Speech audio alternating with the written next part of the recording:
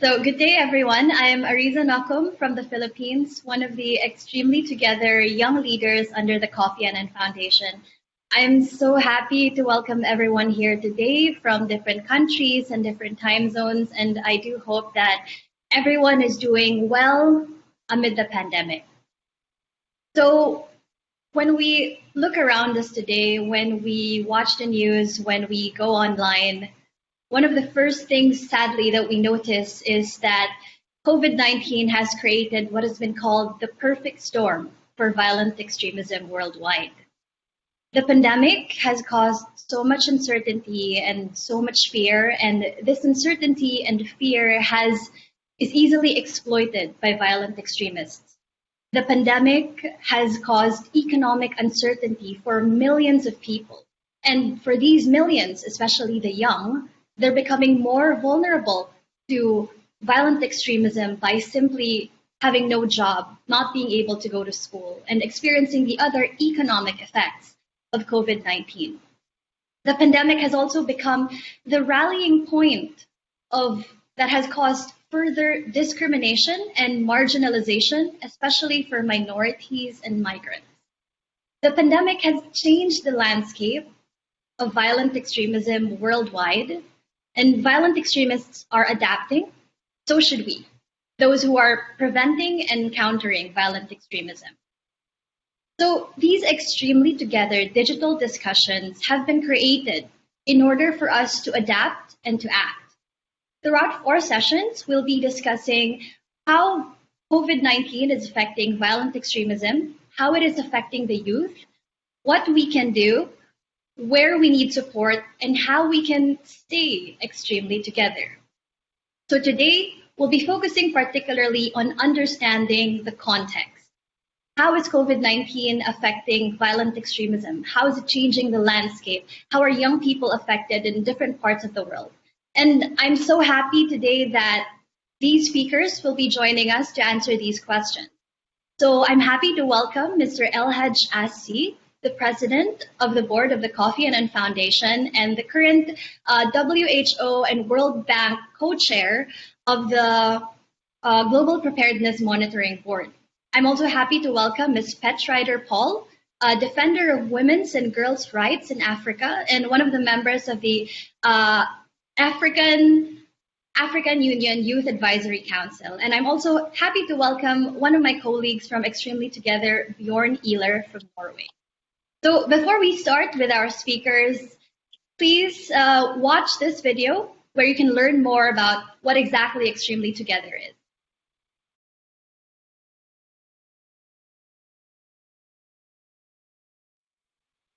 Thanks for watching the video and thanks for joining us. Extreme Together was founded in 2016 by Kofi Annan, who always said that young people should be at the forefront of global change and innovation.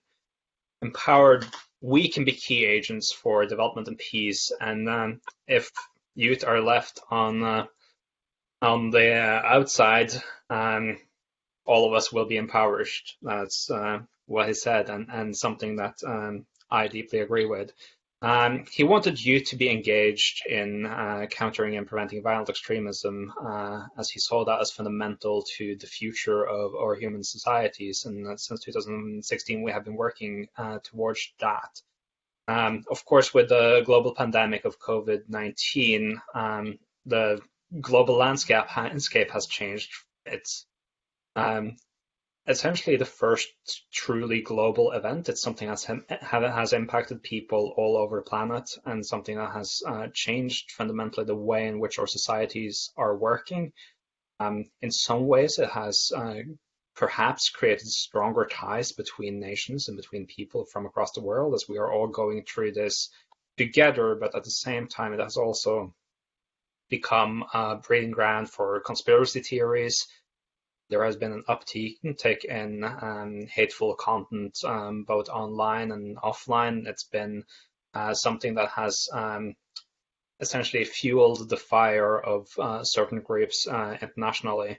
And so we saw that there was a need to look at COVID-19 from the perspective of people fighting against violent extremism, and particularly from the perspective of youth fighting against violent extremism. COVID-19 has perhaps enhanced the differences between people as well in new ways, and the differences between the societies in which we live in.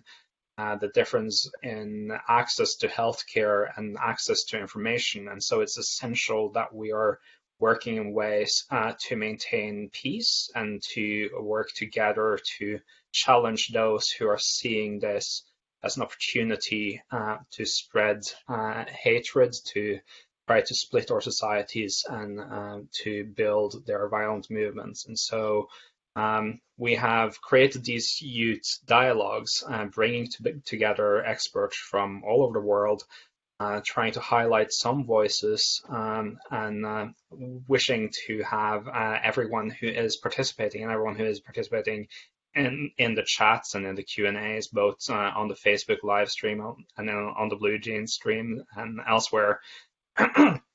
We really want you to participate in the dialogue by posting your questions, adding them to those for us. And we also want to continue the conversation between these meetings. We will have meetings every 2 weeks with different experts and different high-level personnel. And so we will take these opportunities to learn from them, but also these opportunities to convey messages to key people. The output of these dialogues will be a policy document, something we will design and draft together, and something that we will distribute and have a process, a due process, and an open process in which everyone is invited to participate.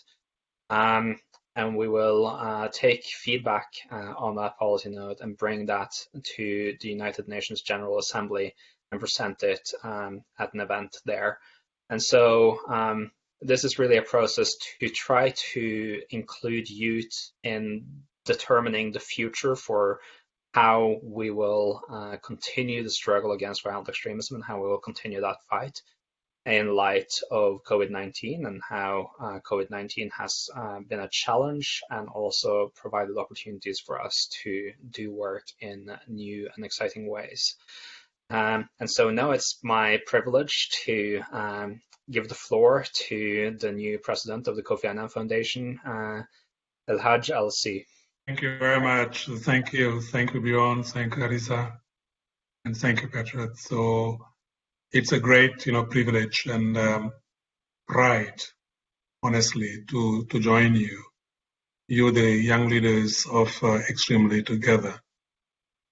Normally, I should have just been here and actively and very actively listening to you, to your perspective, so that we also learned, from you, because you bring a unique perspective that is not always, heard most, and that is not always taken into account in the design and implementation of the programs, that are trying to respond to the challenges of our time.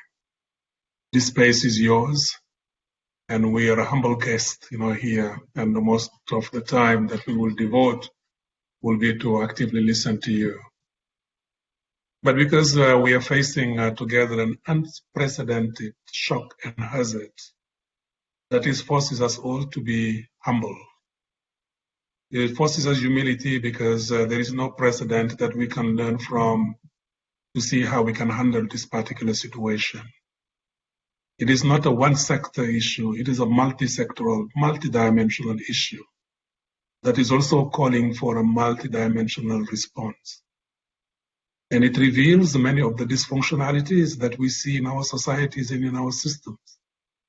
It revealed the best in humanity next to the worst in humanity.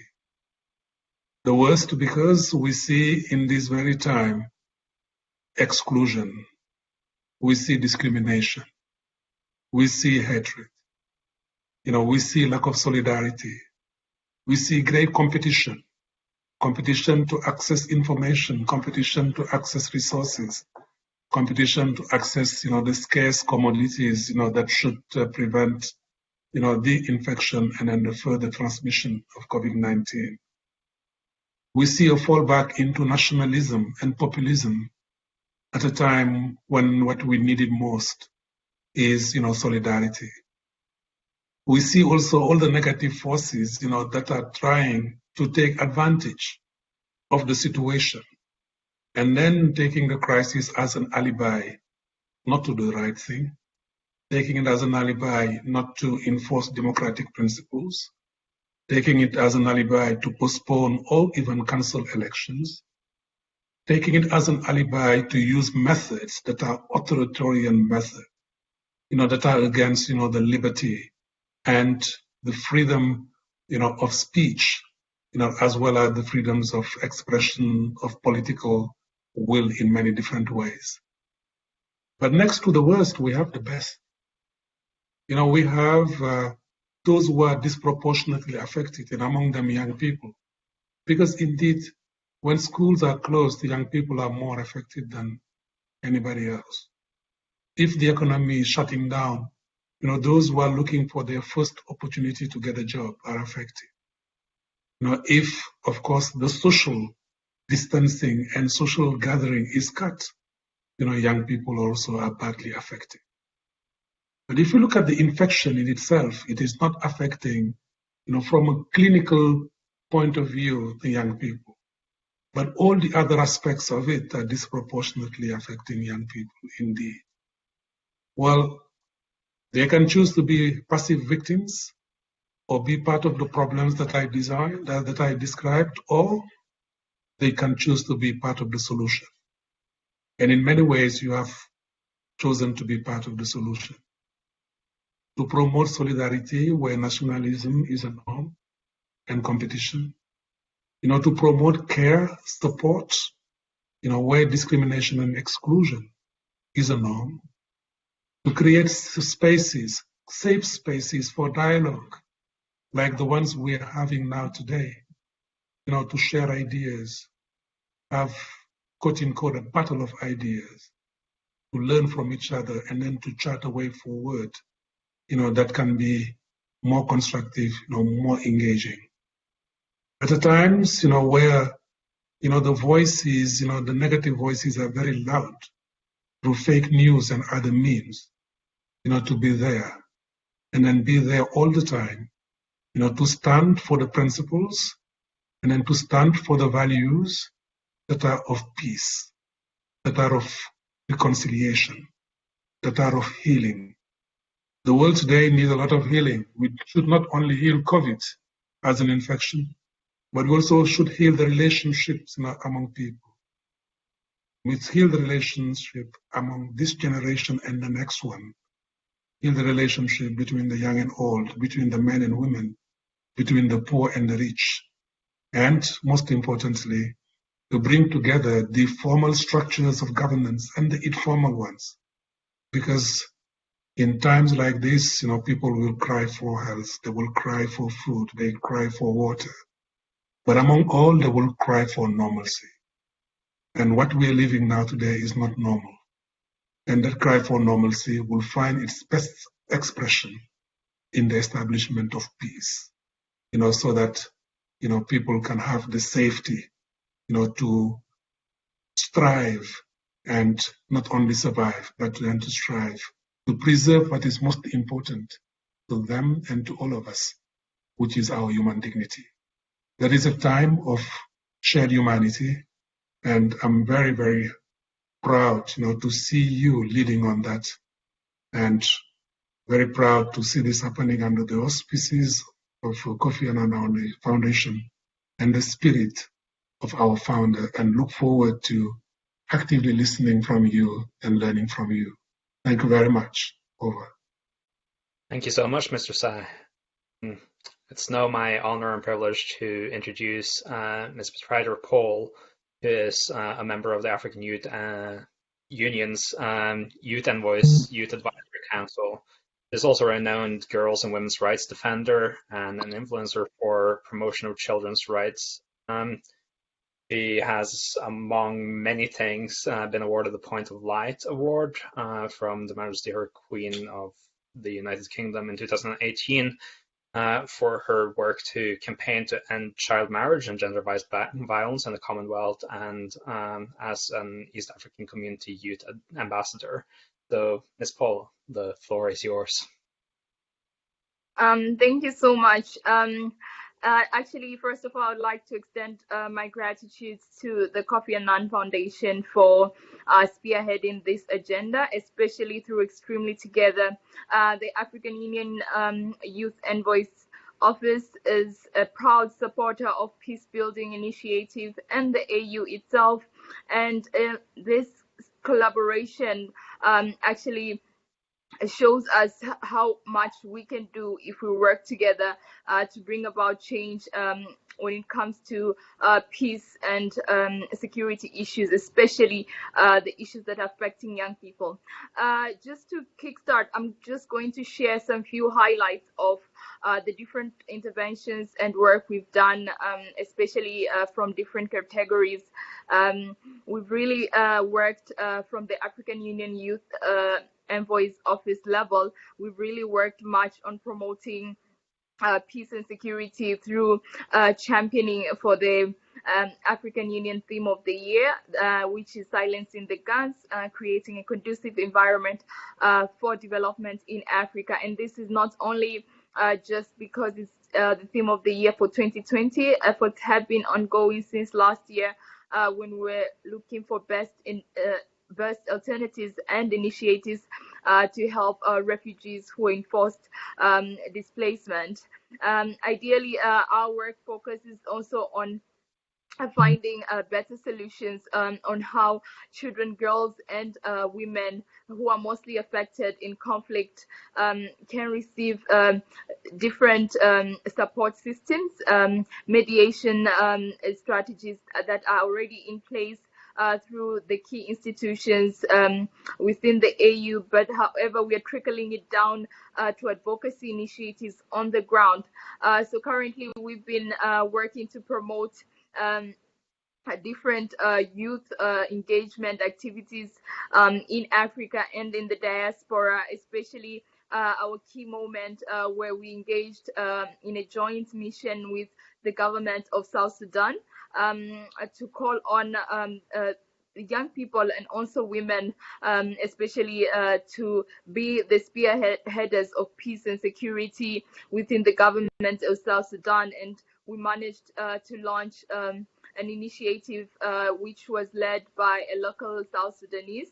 That was books and not bullets, because currently young people, not only in South Sudan, but different corners of Africa, are facing a lot of insecurity and conflict issues, either caused by elections, either caused by lack of proper governance system that is in place. And especially during this time of COVID-19, we've seen a lot of outbreak of violences that is occurring silently within countries in Africa that is not properly documented. So how can young people lead the process to cease fire and call on governments to actually take initiatives of maintaining peace and security within the continent?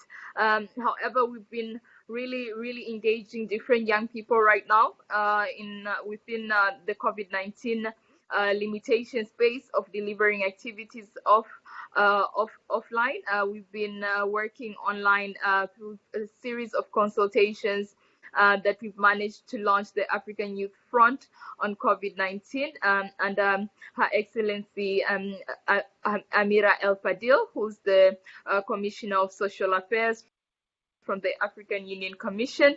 Actually, the African Union Youth Front on COVID-19 gathers different young people from young parliamentarians, National Youth Council, regional blocks, all the 5 regions of Africa, and young people from diaspora, including women-led networks and young people with disabilities, to actually see how best we can support youth at this stage of COVID-19 within their work and within their different initiatives that are in line with maintaining peace and security, whereby through the various consultations we are still engaging various young people through our partner network to provide support on the ground on how to document their work, but also even in terms of seed grant. Currently, we are supporting different young women who are tackling gender-based violence within their region or within their countries through their story submissions on how best that they're working on different initiatives of gender-based violence, because as we know, peace and security does not only mean the use of firearms, it also means the whole situation of gender-based violence that comes out of conflict situation. And peace and lack of peace and security actually also means disruptions on climate change, disruptions on issues of health, health access availability. So how best can we ensure young people are at the forefront to access such needs in situations of conflict? It's what we're really working on. And through an initiative that we have currently on the pipeline is to provide mechanism of support to young people through a mental health a program that should be able to cater for the young people who are currently facing situations that they cannot report, how best they can find different safe platforms to report the issues of either violence or insecurities that they are facing within their countries. But majority is to just share that we have really focused on working with different young people from different sectors and different institutions, not only in Africa. We've also worked with young people within the UN agencies. The UN Youth Envoy herself is a proud partner of our work that we are doing to promote peace and security. And as we started off earlier, it's time for young people to act, and we should not really remain silent when it comes to issues of conflict within our countries. Even if a young person comes from a peaceful country, I think that the initiatives of coming together and voicing out for each other, it's what really matters the most, especially during this time of COVID-19, where cases could be silenced and a lot of attention is centered outside of different initiatives, especially when if you're looking at peace and security or health matters per se, because we are really looking more on tackling the virus and even leaving out other health issues that are happening within the continent. So my call to young people, especially who joined in the call today, is to take initiative and collaborate more on acting towards championing for peace and stability within countries. And this should not even be something that can use much resources. It's a matter of collaborating online at the current moment, or even strategizing for the future ahead, because young people are the leaders of today, and in fact they have proven to be doing a really, really great work. If you look at the Extremely Together leadership itself, it's composed of young people, and these are live examples on how young people are taking lead to drive change. Thank you. Thank you, Ms. Petrider. It was really a pleasure hearing from you. And next, we'll have my colleague Bjorn, who is an Extremely Together young leader. Thank you so much, Arizza.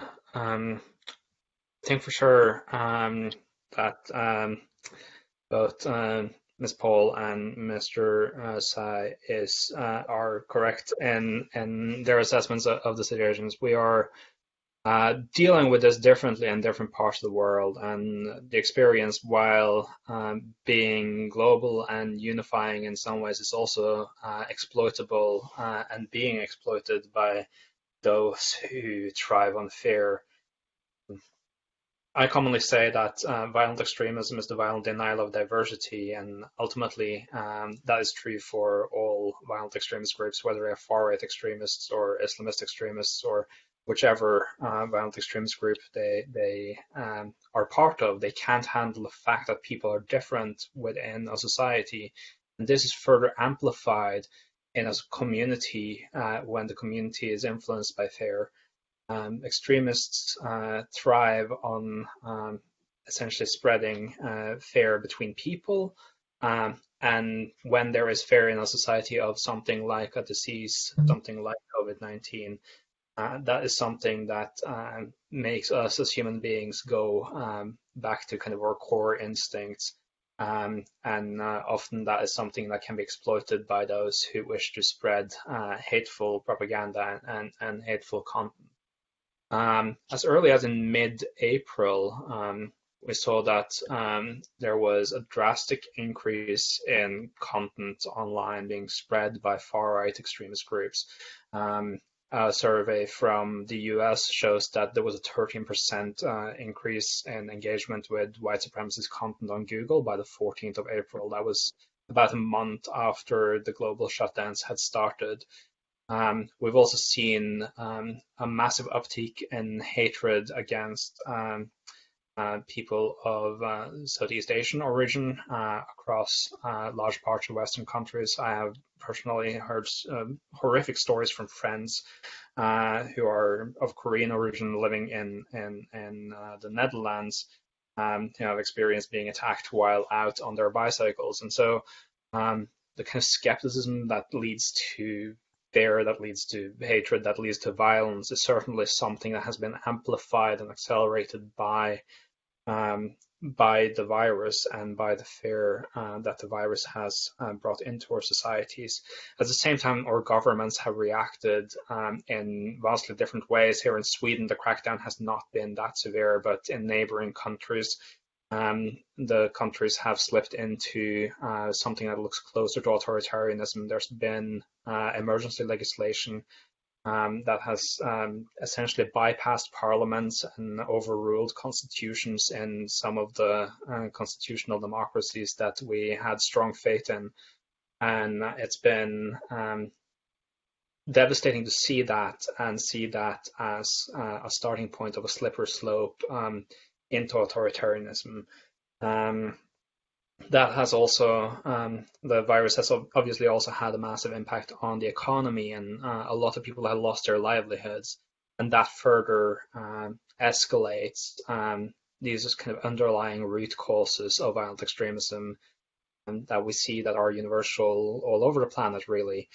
And that again has amplified some of this hateful content that's now must also be seen in light of what has been going on in the US for the last week, where police brutality has led to massive protests, and the Black Lives Matter movement is standing up for the right of Black people in the States to live and walk down the streets without fear of the police. And so I think it's important to see those things in context of each other, but also see that we are living in a particularly tense period where a lot of things are on the verge or balancing between going terribly, terribly wrong and going the way we would like towards a more united world, a world in which we can live together in diverse communities, celebrate that diversity, and appreciate it as something that makes us stronger as a human society globally. And so I think these conversations is really a great opportunity to collect our voices, collect our minds, and work together for that future. And so that is kind of my sentiments surrounding this, and I'm happy now to pass the chair on to Arizza. Okay, thank you, Bjorn, and thank you so much for sharing all those really helpful insights into our current situation. In the Philippines, to be honest, the picture I'm going to paint is not rosy. So I'll briefly introduce myself. I'm Arizza, and that promotes peace through education. And aside from that, of course, I'm proud to be one of the 10 extremely together young leaders under the Kofi Annan Foundation. So here in the Philippines, the COVID-19 situation has definitely had a profound impact on violent extremism and the young people. In recent months, as we are struggling under this pandemic, we've had several clashes between the Philippine Armed Forces and fighters from a group called Abu Sayyaf. Abu Sayyaf is a violent extremist group that has ties established with ISIS or the Islamic State. And unfortunately, the fear now is that they are creating a more unified and stronger front in Southeast Asia. Aside from the clashes that have been happening, there's also been a threat of ships in the Philippines and traversing nearby Malaysia being threatened by kidnapping for ransom by the same group, the Abu Sayyaf. So it's not clear whether these actions are being perpetrated because Abu Sayyaf knows that the Philippine armed forces are running thin because of their response to the COVID-19 pandemic. It may also be that they're trying to amass resources for their recruited members or their current base because they come from one of the poorest regions in the Philippines. But what I do feel is that in many of these regions, young people are definitely becoming more vulnerable to these groups, and the fact that they are somehow and possibly becoming more unified and stronger is a big threat to the security of not just those communities, but our country. And since the movement of Abu Sayyaf here has always been tied to the movement of ISIS in Southeast Asia, it also poses a threat to the whole region. So this is the first thing I'd like to share. The second thing is on the side of the government. So just these past days, our government is very close to signing off something called the anti-terrorism law, which has been the target of criticism from both Filipinos and even the United Nations human rights body. I'd like to share something in a report that was released just a few hours ago by the UN Office of the High Commissioner for Human Rights. It stated that the proposed 2020 Anti-Terrorism Act of the Philippines dilutes human rights safeguards, broadens the definition of terrorism, and expands the period of detention without warrant.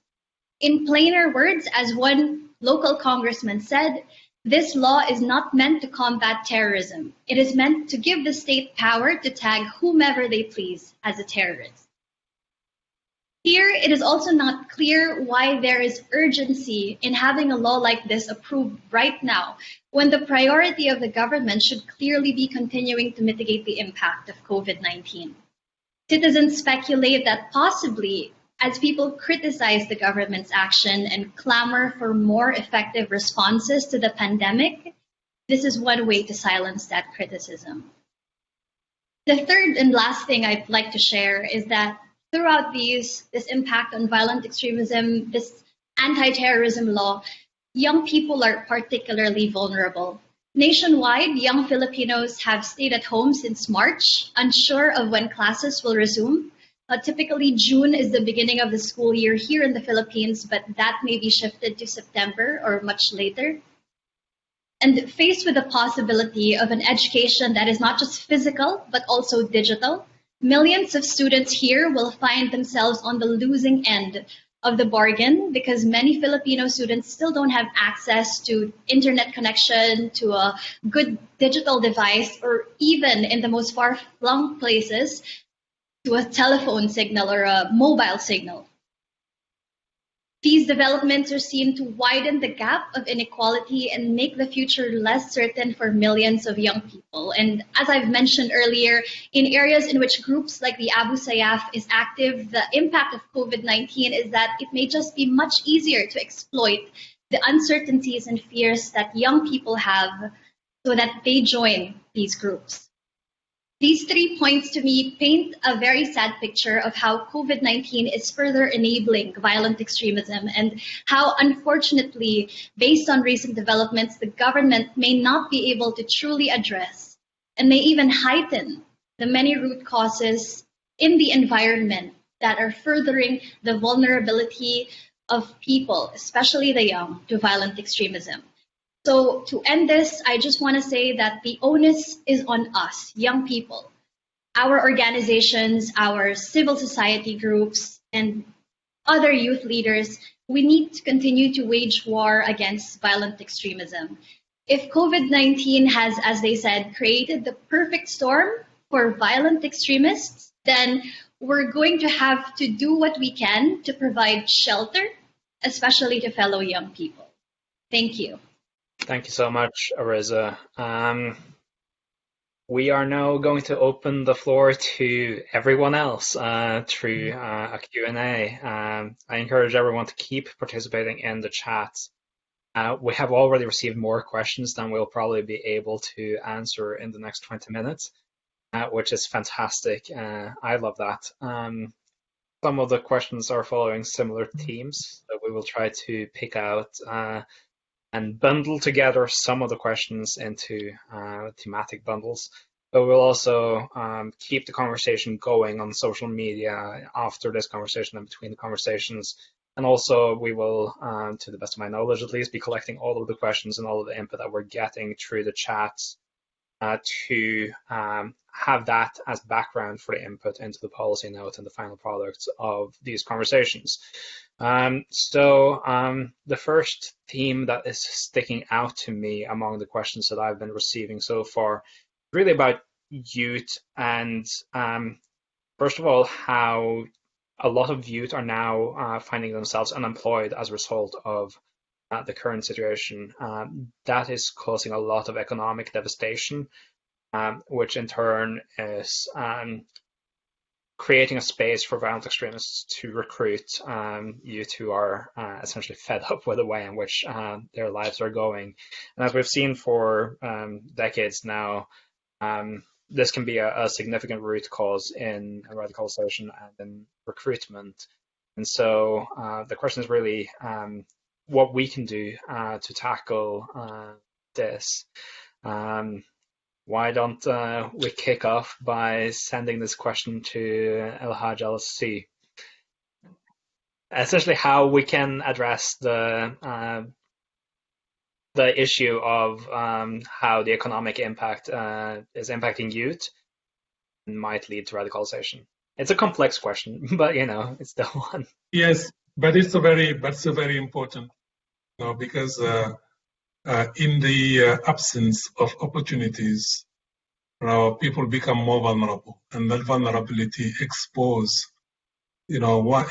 one, to all kinds of manipulation, even potential recruitment or involvement in other activities, and one may embark into those just as a strategy for survival and not necessarily, as a true commitment or belief into that.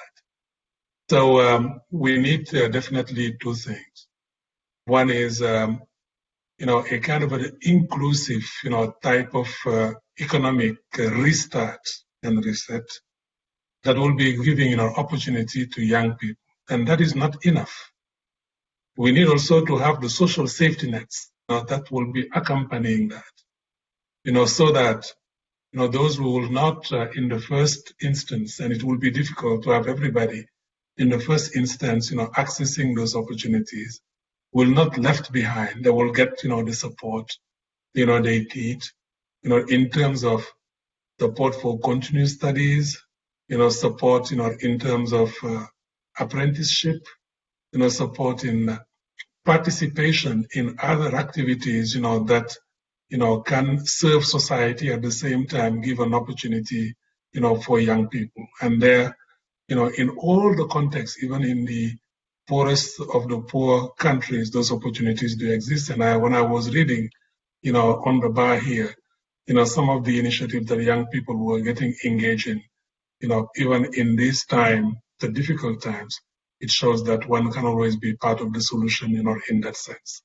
But again, we need vigilance, more than ever before, create opportunities that are more inclusive, pay attention to the social safety net so that we do not provide a fertile ground for all the recruiters upon those who are manipulating and enrolling young people, into paths that are the ones that we would like, to resist. Over. Thank you so much. Petrider?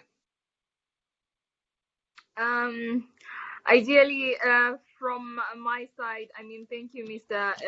Elhadj, for pointing that out. From my side, I'll just share that actually it is quite really true that currently, with the current situation, a lot of young people are affected with unemployment.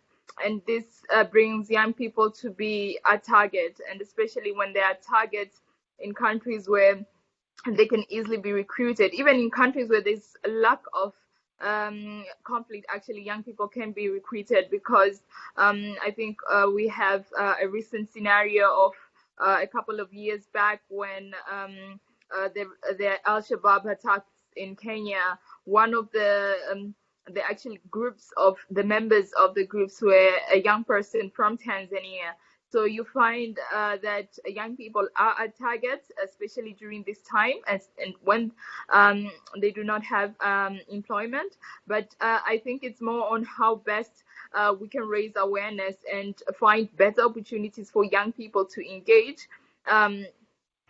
In order to be able to still generate a source of income, whether it's through online working or providing opportunities of short-time placement.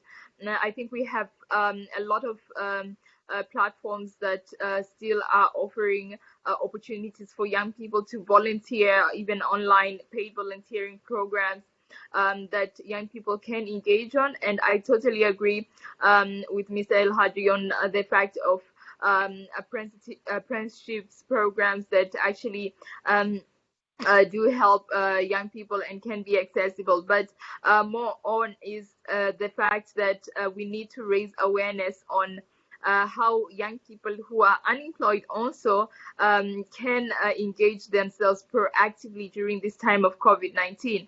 And it's not only up to us, it's also up to everyone who's tuned in for this session and everyone who's listening to also take that initiative further, working with their fellow partners within their institutions, but also with different groups or networks that they know of.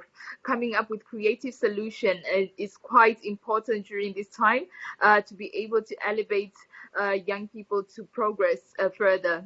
Let me get another question from the audience. So this is for Mr. Elhadj and Ms. Petrider. One question that I find interesting is from Akwasi Sarpong from Ghana. How can we leverage on our culture in African communities to prevent violent extremism, especially with regards to youth-led organizations? And I think if we expand that, how do we also, even those who are not from the African region, leverage on grassroots movements and values to prevent violent extremism? All right, just to tap onto that, how can we actually leverage different initiatives or different cultures to prevent violent extremism from grassroots level, and also including different young people or stakeholders who are not only in Africa but outside Africa? I would say it's more on looking at what opportunities are there in place. There are a lot of platforms that are advocating for peace-related initiatives, and I think for actually the person who shared this great question tuned into Extremely Together, the digital discussion means it's an opportunity for them to look at how best to capture the moments of different interventions that are also done within the Extremely Together platform, and engage and converse online or offline once actually we return to the normal realities of life. But leading the new normal currently, I think it's more important, especially when we are looking at from the African Union level per se. I would say in Africa we are having the current ongoing campaign of silencing the guns by 2020, whereby we are looking at an all-Africa ceasefire, and it's not only an all-Africa-led initiative. actually even His Excellency Antonio Guterres, the Secretary General of the United Nations, is in support of the initiative, and we are working with different institutions within the diaspora networks and outside of Africa to implement. So I think it's just more to tune into what opportunities are there within different platforms to engage. And even if when we start the ongoing virtual sessions, we're going to have some virtual summits for young people, especially to silence the guns, that are going to start mid-June towards September 2020. So these are also avenues of engagement, and find better interventions on how best a person individually or in a group can collaborate with others so that they can be able to either engage directly within the summit or post the summit. Thank you. Thank you, Ms. Petrider. Mr. Elhadj, do you want to take this on? Oh, that is a wonderful question, and thank you very much, for posing that. Now, in African culture or any other culture, there are two basic, principles, that are being taught from early age, and those are around self-esteem on the one hand, and the respect for the other on the other. Self-esteem with the respect as a name, it is arrogance, and we don't want that. So you have to have the values, to respect yourself, to care for yourself, to advance yourself, to strive for excellence, to be assertive, to be good, in your own skin and in your own feet. At the same time, be humble without being weak, to respect, other people. And that's why we greet each other. That's why we show difference, to each other. And in most of the cultures, how do you greet with each other? Peace. Salam alaikum. Shalom. Peace upon you. Friede sei mit dir. Every language, that you have put it is the kind of a way you find it. So to go back, to those and then find those norms and values, that are promoting, peace and reconciliation and getting together, are the basis of most of the cultures. And I think if we, put values on them, we have a fertile ground, to grow up on. I'm very happy that you are posing this question because, culture is being accused for so many things, for harmful practices, or an alibi, not to change. But we often do not go to those norms and values. And those are the very powerful ones, that are making people that we are social beings, and the social beings we are can only prosper, in an environment that is stable and it is peaceful. And that is the reason why you find, the short word that is a greeting word, in each of the cultures and in the languages, and I just quoted, some of them. And finally, if you talk about African culture, of course, you cannot finish without mentioning the Ubuntu. Ubuntu, which is a purely African tradition and culture. My being is only meaningful according to yours.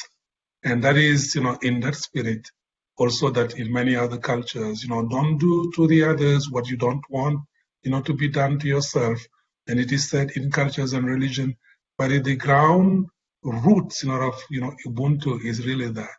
And I think sometimes we tell, ourselves and then young people, and there will be times maybe we are lost and we don't know where we're going. And then it is that time important that we'll go a little bit back where we're from. And it is in those norms and values that we will draw that strength, of peace and cohesion, that will be holding us together. Thank you so much for that answer, Mr. Elhadj, and for Ms. Petrider for your answer earlier. I'm sure all of us here who are from Africa and not from the region are really thrilled to hear those results. Bjorn, another question? Yeah, I think kind of on Elhadj's note of Ubuntu, one of the most inspirational practices or ways in which that has been executed is through the both truth and reconciliation process after the fall of apartheid, as well as in the process of writing the Freedom Charter in the 1950s, where there were consultations from the African National Congress, and they traveled around to people's kitchens and collected inputs for this document that became so fundamental to eliminating apartheid, and as part of the inspiration for this series of conversations. Part of that was also amplifying the voices of the people and bringing them to the people in power. And another kind of thematic question here is how we can amplify the voices of youth. How can youth get into a position of being heard by the people in power, the people in the parliaments, and the people in the transnational organizations? Elhadj, why don't you kick this one off? I think that it all starts, with the notion of citizenship. There is no meaningful notion of citizenship that will be leaving behind or excluding, any important segment of society. And then youth is a very important segment of society.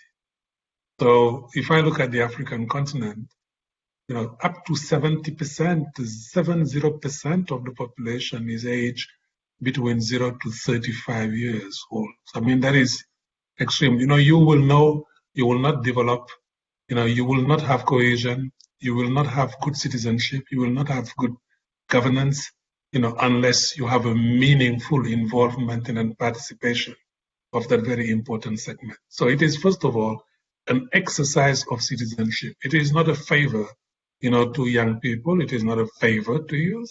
It is, in the contrary, a benefit, for society, to get that. But citizenship has to be fought for. It has to be, exercised in many ways. And that is a responsibility of everybody. So young people should take their citizen rights, very seriously, and then fight for those rights and then stand up. And I think they're doing that, very well. And then everybody should see in that also their own interest. Because I think it is in the interest of also the older generation, to do so. It is in the interest of the, good institutions, to allow that, to happen. And that's the reason why we need, some continuous partnerships. Partnerships between the different age groups is really important. So we can learn from each other, we can support each other. Within those groups, we need also partnerships, between men and women. The gender dimension is extremely important. Within that, we need also partnership between the poor, and the rich. So that all contribute to, the one inclusive, movement of citizenship that we all have to carry. And that is part of good governance, that is part of good political leadership, and that is part of also creating an enabling environment for peace. Thank you so much. Is Petrider still with us? There you are. Do you want to address the question? All right. Okay, thank you. I was just muted. Just to touch on that a bit, I think from my side, and I think what we've also been promoting is core intergenerational leadership. I think this is very, very critical. What young people are learning from the older generation and co-leading change, so as to be able to bring about change within the landscape that they're not actually seeing it being delivered effectively, and how could they provide guidance and see what are the hurdles that they can be able to actually contribute to achieving a better and bigger success. But also I wanted also to share on that there is an opportunity for young people actually to also vie for parliamentary positions and actually be the leaders themselves and be the change they want to see. We should try and limit more on pointing fingers actually to situations that we might not ourselves be able to understand or be aware of what actually are the details within that particular position that is enabling the leader to behave in a certain manner or not act appropriately. So I think if young people also can be daring enough to take up those leadership position and vie for the position, but also what mostly is important is engage more in co-intergenerational leadership with our current leaders, so as they can be able to be mentored in that landscape and be able to influence change to bring about the change we all want to see. And I think this is very, very critical at the current era that we are in, especially with the phase out of different leaders in government position. If we do not walk in their steps and learn from what they're doing and try to either improve it better or try to see what are the bureaucracies that are in place, we might not really be able to solve the solution. We might end up having also a diverse number of young people who are going to take up the different position and still maintain that normalcy of hurdles and barriers that contribute to development. So I think it's all about co-intergenerational leadership, and young people be daring enough to vie for those parliamentary positions that they see either not being delivered effectively, or try to see how best they can be able to contribute to change. Because I do believe that governments do listen, and actually positions are there for you to be daring enough to take up and actually vie for them. Thank you. Thank you so much, Ms. Paul. We are nearing the end of this. Arizza, take it away. All right, so unfortunately, that's all the time we have for today. So thank you so much, Mr. Elhadj. Thank you, Ms. Petrider. Thank you, Bjorn. But before you all leave, I'd like to share that this has been such a wonderful discussion. And the best thing about it is that it's only the beginning. So as Bjorn mentioned earlier, this is not the end. This is the first of 4 sessions. And I'd like to invite all of you participating to the second session, which is happening on June 18 at the same time. And there we'll be talking about the effect of the pandemic on youth-led initiatives to prevent violent extremism. The third session is on July 2nd, which is about developing youth-led solutions to preventing violent extremism amid the pandemic. And then finally, the fourth session, which is happening on July 16th, is about demanding of our leaders and other stakeholders the reforms we need to truly promote peace and to truly be extremely together.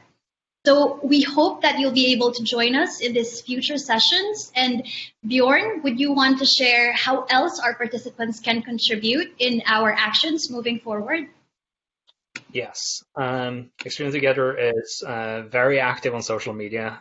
The best way to continue the conversations and continue asking questions and continue providing input is both through our Facebook or Twitter and or Instagram, also by using the hashtag #ETDigitalDiscussions, and also by contributing through the form we have been distributing as far and wide as we could, in order to collect input from as many young people around the world as possible. We appreciate all of it. I'm sorry we didn't get to all of the questions today. We have had an immense amount of questions coming in, and it's really exciting to see this level of engagement. And we will keep the volume up also between the meetings that Arizza just listed. So thank you all for to all of the people who have been listening and watching on the different streams.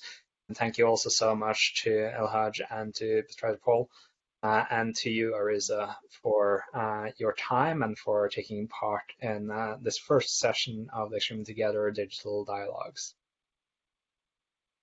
Thank you very much. Thank you. Thank you, everyone. It's been a wonderful session. Thank you, everyone, again. And we'll wave ourselves goodbye now. Please stay safe and healthy, hopefully, under these circumstances. Thanks.